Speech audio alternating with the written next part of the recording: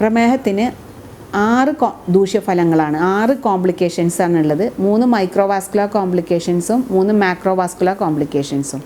Microvascular എന്ന് പറഞ്ഞാൽ retinopathy, nephropathy, neuropathy.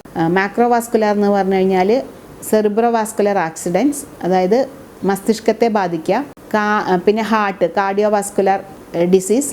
പിന്നെ പെരിഫറൽ ഒക്ലൂസീവ് വാസ്കുലർ ഡിസീസ്, അതായത് കാലിലെ ധമനികളെ ഡയബറ്റീസ് ബാധിക്കും. ഇത് ഓരോന്നും ബാധിച്ചിട്ടുണ്ടോ ഇല്ലയോ എന്ന് നോക്കാനുള്ള ടെസ്റ്റുകളുണ്ട് നമുക്ക്. അപ്പോൾ അതായത് നമ്മൾ പേഷ്യൻ്റ് വന്നു കഴിഞ്ഞാൽ നമ്മൾ ഓരോ പേഷ്യൻറ്റിനും ഹിസ്റ്ററി എടുക്കുമ്പോൾ തന്നെ നമ്മൾ ഏതെങ്കിലും ഭാഗത്തെ ഇത് ബാധിച്ചിട്ടുണ്ടോ എന്ന് നമ്മൾ അനലൈസ് ചെയ്യുന്നുണ്ട്.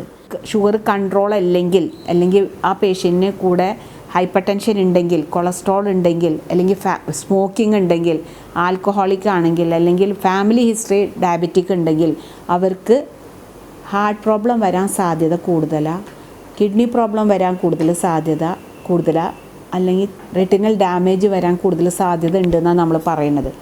ഞാൻ പറഞ്ഞ പോലെ ഒരു പ്രമേഹം കൺട്രോൾ വരുത്തുക, ആളെ BP കൺട്രോൾ വരുത്തുക, കൊളസ്ട്രോൾ കൺട്രോൾ വരുത്തുക. ഇതെല്ലാം നമ്മൾ കൺട്രോളാണെങ്കിൽ ആൽബമിൻ മൂത്രത്തിൽ കൂടെ പോകുന്നത് നമുക്ക് കുറക്കാൻ പറ്റും.